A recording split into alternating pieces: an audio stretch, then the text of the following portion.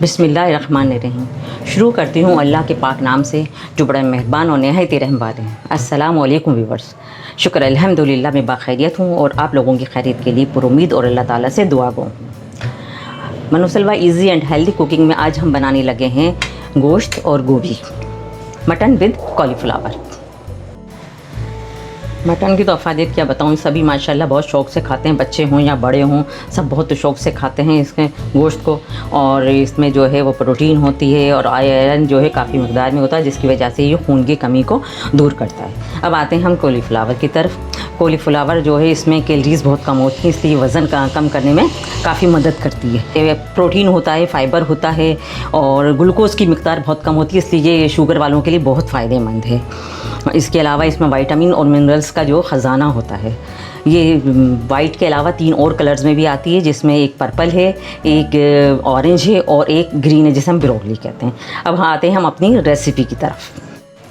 Mutton हमारा half KG है, cauliflower भी हमारा हाफ़ केजी है और एक प्याली से थोड़ा कम है, 3/4 प्याली है ये। 2 टेबल स्पून जो है वो लहसुन अदरक का पेस्ट है, नमक हस्बे ज़ायका है और ये गरम मसाला है साबुत। इसमें छोटी इलायची है, बड़ी इलायची है, दालचीनी है, लौंग है और काली मिर्चें थोड़ी थोड़ी 1-1, 2-2 मिकदार में हैं। और इसके अलावा ये वही 3/4 जो प्याली में जो है वो है टमाटर का पेस्ट। उसके अलावा इतनी ही मिकदार में तकरीबन ये दही है। इसके अलावा तो लहसुन ये है अपनी हरी मिर्ची और धनिया ये गार्निशिंग के लिए है।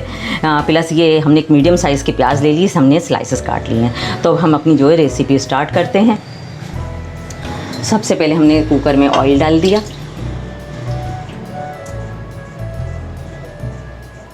ऑयल के बाद हम इसमें डाल रहे हैं प्याज। बिस्मिल्लाहिर्रहमानिर्रहीम। प्याज थोड़ा फ्राई करेंगे। प्याज हमारी अच्छे से फ्राई हो गई है। अब हम इसमें जो है वो गोश्त डाल देंगे। बिस्मिल्लाहिर्रहमानिर्रहीम।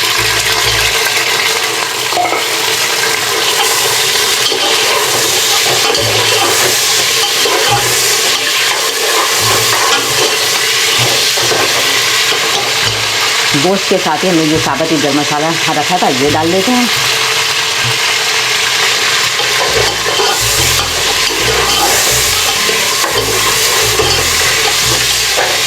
साबुत मसाले के साथ ही हम इसमें नमक ऐड कर दें।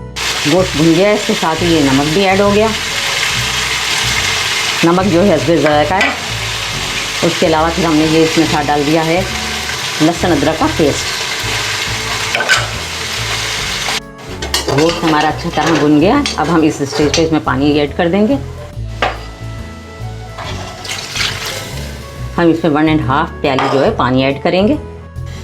पानी ऐड करके हम इसको वेट लगा देते हैं 10 मिनट के लिए, क्योंकि ये मटन है तो हम 10 मिनट लगाएंगे। अगर आप बीफ लें तो फिर उसकी टाइमिंग भी बढ़ा दीजिएगा और उसमें पानी की मिकदार भी थोड़ी ज़्यादा लगेगी। 10 मिनट हो गए, हमने जो है वो फ्लेम ऑफ कर दी। अब हम इसके ठंडे होने का इंतज़ार करते हैं और उसके बाद फिर आगे का प्रोसेस देखते हैं। गोश्त हमारा बहुत अच्छी तरह भुन गया है। अब इस स्टेज पे हम इसमें डाल रहे हैं टमाटर का पेस्ट।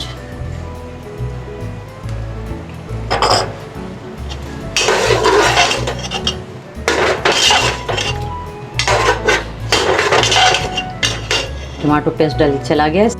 टमाटो पेस्ट के साथ ही हमने जो स्पाइसेस आपको दिखाए थे वो स्पाइसेस हम इसमें डाल रहे हैं।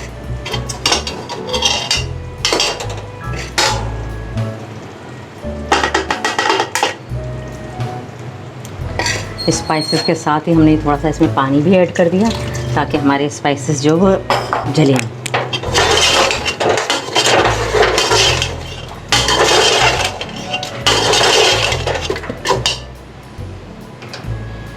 थोड़ा भूनेंगे। माशाल्लाह बहुत अच्छी लुक आ रही है और बहुत अच्छे से भुन रहा है ये। अब हम इसमें दही ऐड कर देते हैं। दही को हमने बीट कर लिया था।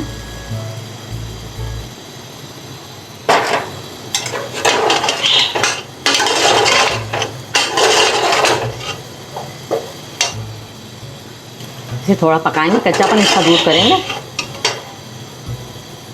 मसाले का कच्चापन तकरीबन दूर हो गया और ये ऑयल छोड़ने के हो गया। तो अब इस स्टेज पर हम इसमें जो है गोभी ऐड कर रहे हैं।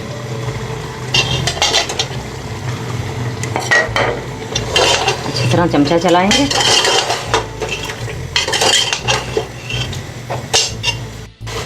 गोभी भुन गई है। अब हम इसके साथ ही जो है हाफ प्याली हमने पानी ऐड किया है और गोभी को हल्की आंच पे हम पकाएंगे। गोभी अभी हमारी पक रही है, हमने फ्लेम कम कर दी और अब इसको कवर करके थोड़ी देर 2-3 मिनट पकाएंगे जब तक कि गोभी पक ना जाए। दोनों चीज़ें तकरीबन हमारी पक गई हैं। गोभी भी हमारी बहुत अच्छी तरह पक गई है, खिली है, बिल्कुल घुटी नहीं है। अब हम इसमें जो है ये हरी मिर्ची ऐड करते हैं और अब इसको हम बिल्कुल स्लो फ्लेम पे 5 मिनट के लिए दम पे रख देते हैं। अल्हम्दुलिल्लाह हमारी रेसिपी बिल्कुल रेडी है। अब हम इसे डिश आउट करने लगे। अल्हम्दुलिल्लाह हमारी रेसिपी बिल्कुल रेडी हो। देखिए ये हमारी रेसिपी फाइनल लुक है। माशाल्लाह बहुत अच्छी बनी है। गोभी भी के फूल भी बिल्कुल साबित रहे हैं, टूटे नहीं हैं। आप इसको ट्राई ज़रूर कीजिएगा और फिर मुझे कमेंट बॉक्स में बताइएगा कि आपको रेसिपी कैसी लगी। इसके अलावा अब तक जिन लोगों ने मेरा जो है चैनल सब्सक्राइब नहीं किया तो प्लीज़ काइंडली आप उसको चैनल को जो है सब्सक्राइब कर लीजिए, बेल आइकन पर क्लिक कर लीजिए ताकि आने वाली रेसिपीज़ आपको मिलती रहें बर वक्त। और उसके अलावा जो है लाइक कीजिए, शेयर कीजिए और अपने चाहने वालों का, अपने प्यारों का ख्याल रखिएगा। आइंदा जो है फिर हमको एक नई रेसिपी लेके के साथ हाजिर होंगे। जब तक के लिए अल्लाह हाफ़िज़।